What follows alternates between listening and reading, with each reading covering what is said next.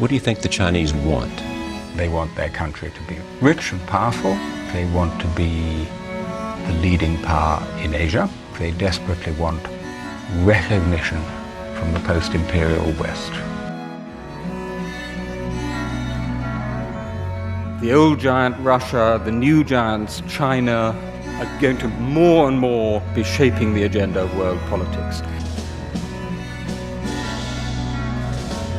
Periods of great power shifts have historically been periods of increased tension and usually of war. You mentioned that from the past years in the first 20th century, it's a decade without name. Yeah. How to describe today, this decade? I think the last one was a decade without a name. Nobody quite knew what it was about.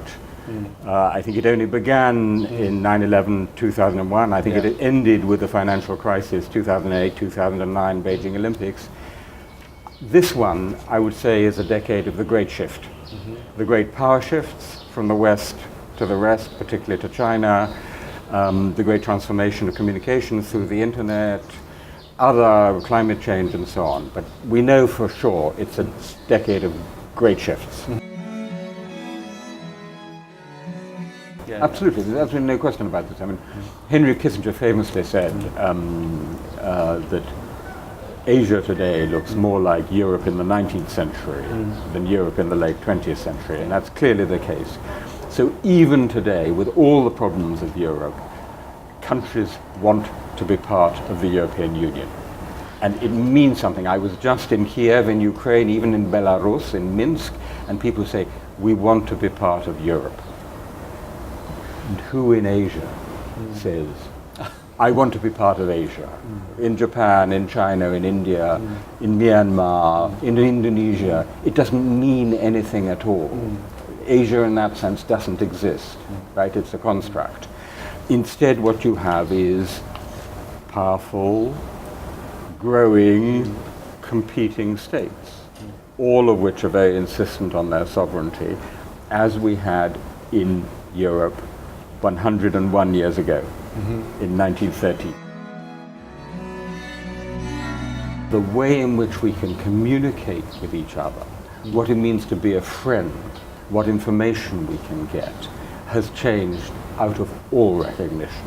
And so I think it's a post-Gutenberg world, but I don't think we have a post-Gutenberg human being. That governments are still very important, but some companies are more important than governments. I mean, Google is more important than Germany when it comes to my effective freedom of information, what I can know somewhere. And so that's a new world too. And it also means that people can connect and mobilize in completely new and different ways.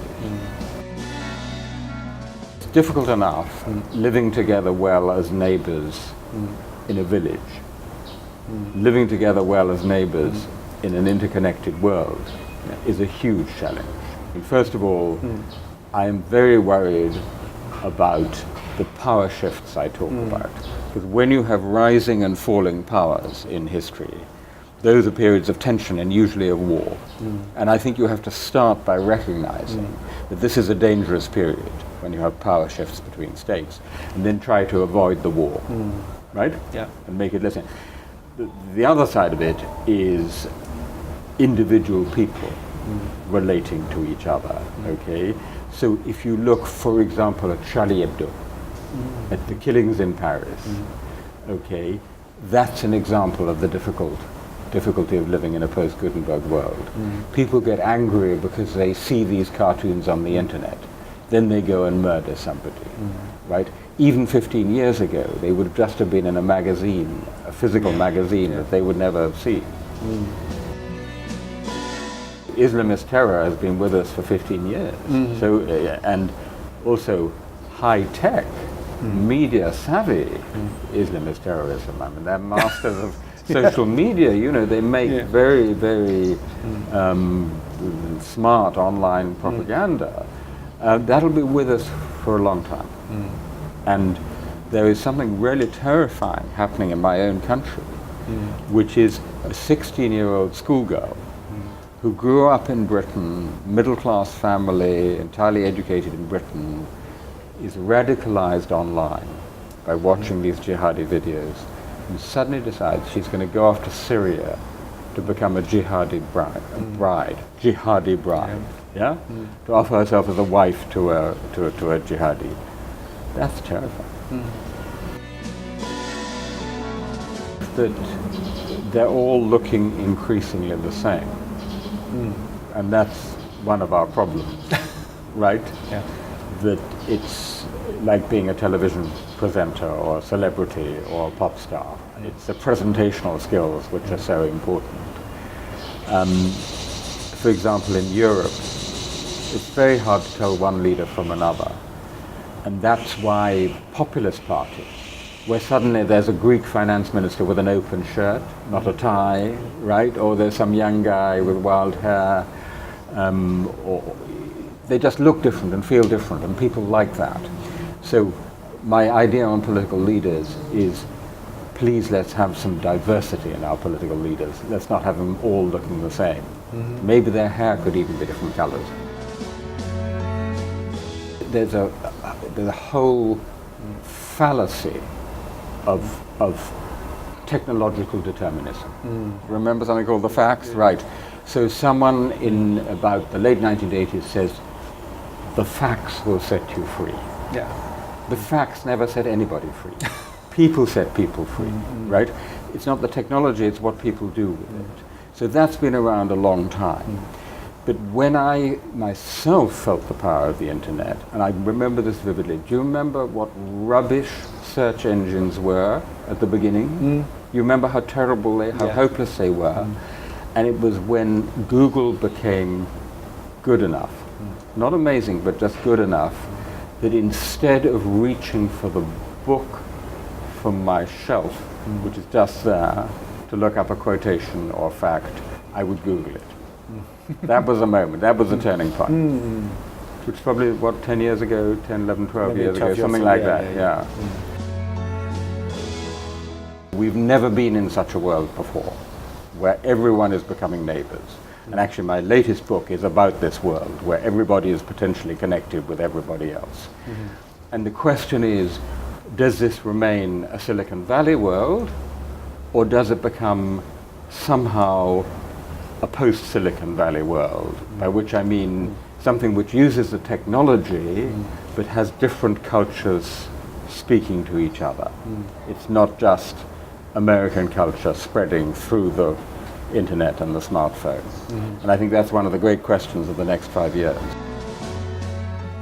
The founders and leaders of the great tech companies, both in Silicon Valley and in China, those are the two most important. I mean, this is also true of the great Chinese company, where the personality of the founder is very, very important. I mean, Apple would be a completely different outfit if it had been Steve Wozniak and not Steve Jobs who won out, right? Steve Wozniak was for open, Steve Jobs is for closed, right? Brilliant but closed. Apple is a closed system too, which is why it's so beautiful, why we all love it, and why many people hate it. For example, you have to register your app. Not any app will get onto the Apple platform and so on. It's a closed system, but a perfect system. That's a big choice. Will Google remain open or will it become closed? How do they interact with different countries? These are huge choices. Will they become censors? That's a big choice. So at the moment, they only take down one thing: pedophile child pornography. Everybody in the world agrees that's a bad thing, so they take it down. And now the American government and the British government are saying, so terrorism is a very bad thing. So why don't you take down terrorist stuff? It's a good question. But then if I take down terrorist stuff, then someone else will come along and say, well, this is also a very bad thing. So why didn't you take that down? So that's clearly true. Everybody's always looking at their smartphones, multitasking. There's a book about this called Distracted. We're constantly distracted. But you know what? I believe in the human capacity to adapt. We adapt to all sorts of things. In writing my new book, I used this app called Freedom, and I just turned off the internet for 3 hours and wrote. Okay? So the ultimate freedom on the internet is the freedom from the internet. That's a really good example. So the technology which provides a problem also offers a solution. So it's not exactly privatized because it's small groups, isn't it? Multiple small new groups, tribe, multiple new tribes, multiple tribes and groups and small groups. But you know, that's not what the classic public sphere or public square is. Actually, why we love Twitter or Sina Weibo is that it's a classic public sphere, public square. It's a Greek ideal. It's a Greek ideal. Yeah. You're on the platform and you're speaking to whoever wants to come and listen. And that's very important. I mean, groups and friends and tribes, families, all great. So look, it's wonderful that people connect on Facebook or WeChat and groups, tribes, families, and so on. That's very important in human life. But it's not a substitute for the classic public sphere, or what in something called the public square, where, as for example on Twitter, or indeed as on Sina Weibo, you speaking publicly to whoever wants to listen. And that's really, really important for getting, because what otherwise happens is you end up speaking to the people who agree with you, only to the people who agree with you. And you want to reach the people who disagree with you. So, I mean, I talked about this as a decade of power, of shifts, of great shifts, and journalism is experiencing the greatest shift for nearly a century, right?